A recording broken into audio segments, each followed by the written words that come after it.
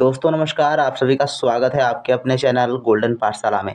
दोस्तों इस वीडियो में सामाजिक विज्ञान मॉडल पेपर 2 हल करेंगे। प्यारे बच्चों, आपको रेगुलर वीडियोस दी जा रही हैं। इसके अलावा आप सभी लोग जो है प्लेलिस्ट में जाकर भी पढ़ लिया करें।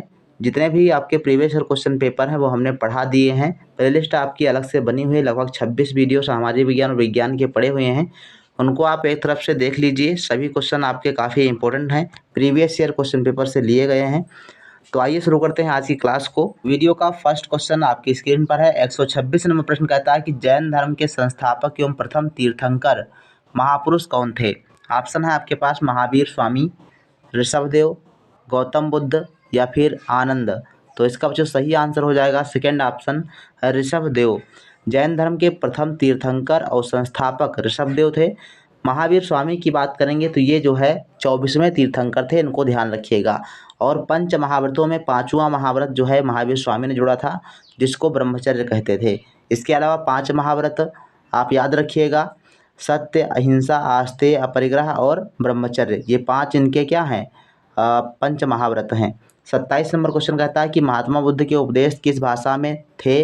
पाली भाषा, मगधी, हिंदी भाषा, संस्कृत भाषा। सही आंसर हो चुका है पाली भाषा में महात्मा बुद्ध के उपदेश जो है संकलित हैं। इसके अलावा महात्मा बुद्ध ने पहला उपदेश कहाँ दिया था, आप सभी लोग कमेंट सेक्शन में लिखिएगा।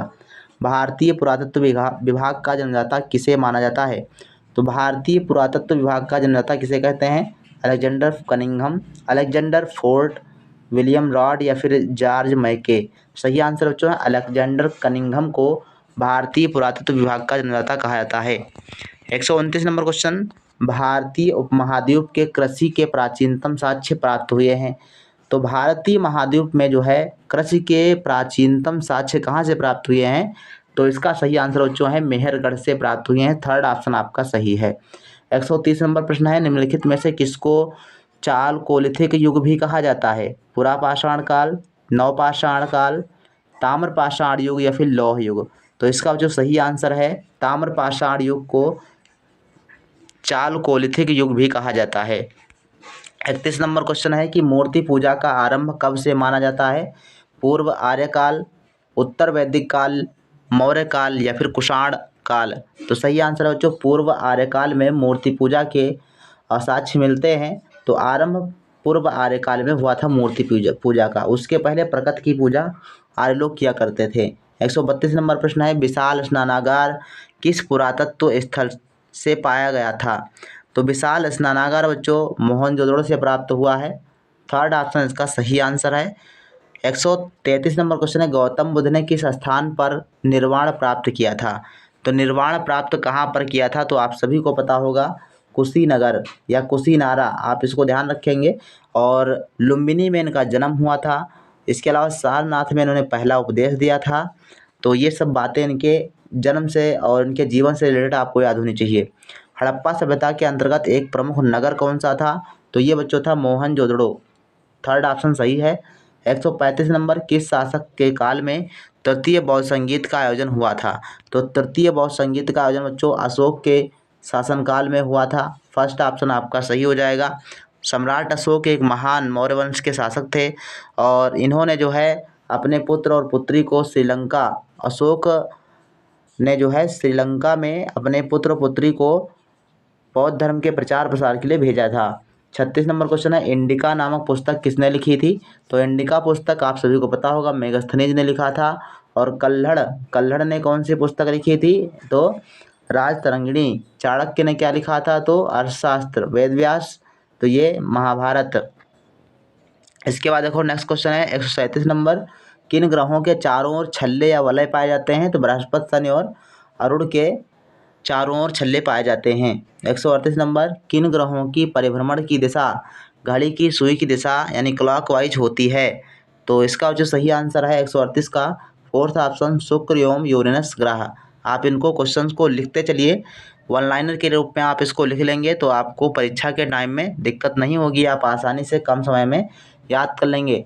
नेक्स्ट क्वेश्चन है देखो, सूर्य का प्रकाश पृथ्वी पर कितने समय में आता है। ये क्वेश्चन पढ़ाया हुआ है। फर्स्ट ऑप्शन आपका सही है, लगभग 8.3 मिनट में। और नेक्स्ट क्वेश्चन है, किस ग्रह को नीला ग्रह कहते हैं, ब्लू प्लेनेट। इसको पृथ्वी को कहा जाता है। फर्स्ट ऑप्शन सही है। चंद्रमा का प्रकाश पृथ्वी पर कितने समय में पहुंचता है? तो आप सभी को पता होगा, कल की वीडियो में शायद ये क्वेश्चन आया हुआ था, 1.25 सेकंड में।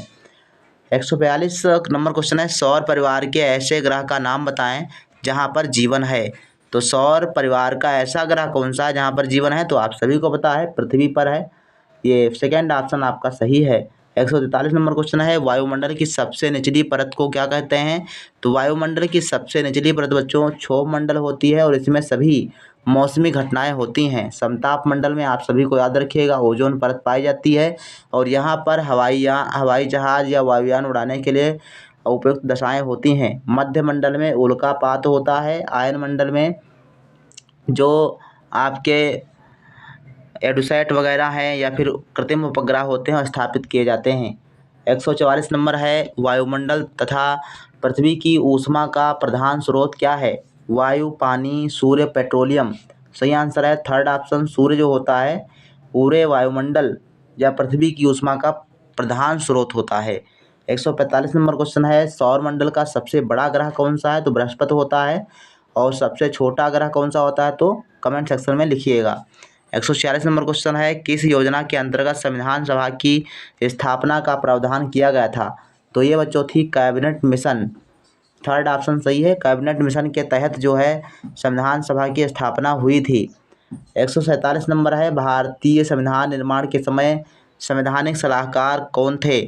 VN राय, PR अम्बेडकर, KM मुंशी या फिर न्यायमूर्ति पतंजलि शास्त्री। तो सही आंसर बच्चों है BN राव जो थे ये भारतीय संविधान सभा के संवैधानिक सलाहकार थे। 148 नंबर क्वेश्चन है, भारतीय संविधान के प्रमुख सदस्य थे। तो प्रमुख सदस्य कौन थे बच्चों? Gopal Swami Iyengar, Hridaynath Kunzru, doctor TT Krishnamachari. सही आंसर बच्चों है फोर्थ ऑप्शन, उपरोक्त सभी जो थे वो सदस्य थे संविधान सभा के। 149 नंबर क्वेश्चन है, भारत के संविधान का स्वरूप कैसा है? तो भारत के संविधान का स्वरूप बच्चों संघात्मक एवं एकात्मक दोनों है। फोर्थ ऑप्शन सही होगा। 150 नंबर क्वेश्चन के लिए सभी लोग कमेंट करें, संविधान सभा की अध्यक्षता किसने की थी? Doctor Rajendra Prasad, doctor Ambedkar, doctor Rajendra Prasad या फिर महात्मा गांधी। सही आंसर है third option, doctor Rajendra Prasad संविधान सभा के स्थायी सदस्य अध्यक्ष थे। इसके अलावा अगर ये पूछे कि अस्थायी अध्यक्ष कौन थे? तो सच्चिदानंद सिन्हा। 151 नंबर, विश्व का सबसे लंबा और विस्तृत संविधान है? तो सबसे लंबा और विस्तृत भारत का संविधान है। 52 नंबर क्वेश्चन है, भारत के संविधान में राज्य के नीति निर्देशक तत्वों का विचार लिया गया है। तो राज्य के नीति निर्देशक तत्वों का विचार जो आयरलैंड के संविधान से लिया गया है। थर्ड ऑप्शन आपका सही है। 153 नंबर, निम्नलिखित में से कौन सा संविधान संशोधन मौलिक अधिकारों से संबंधित है? तो मौलिक अधिकार से संबंधित कौन सा अनुच्छेद या कौन सा संशोधन है? तो 39वां, 42वां, 44वां या फिर 46वां। सही आंसर है सेकंड ऑप्शन, 42वां संविधान संशोधन मौलिक अधिकारों से संबंधित है।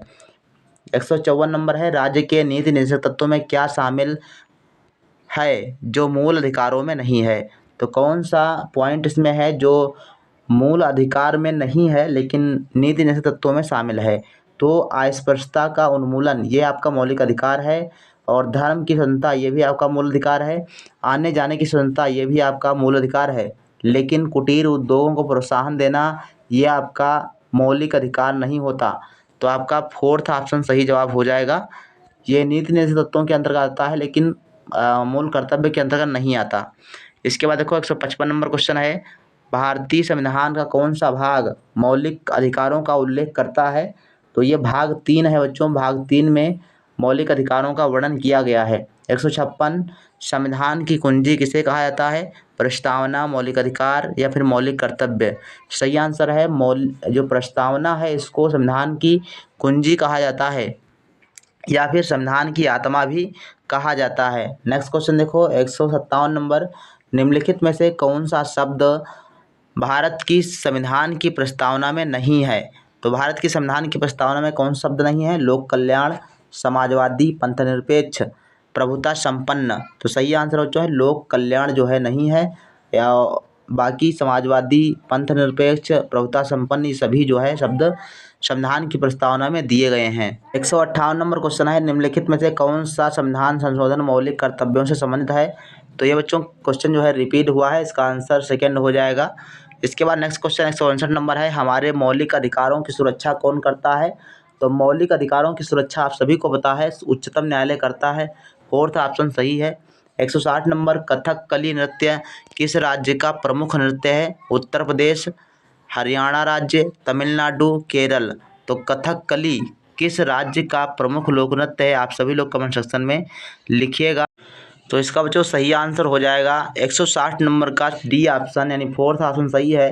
केरल राज्य का लोक नृत्य है कथकली। कथकली केरल, आप इसको ऐसे याद कर सकते हैं। तो ये बच्चों रहे आपके 35 प्रश्न जो संबंधित थे सामाजिक विज्ञान से, और काफ़ी इम्पोर्टेंट प्रश्न है आपकी परीक्षा के दृष्टि से। तो आप सभी लोग, अगर कोई भी क्वेश्चन आपको नहीं आता है तो आप सभी लोग उसको कॉपी पर नोट करके याद जरूर कर लें। मिलते हैं फिर नेक्स्ट वीडियो में, तब तक के लिए धन्यवाद। जय हिंद, वंदे मातरम।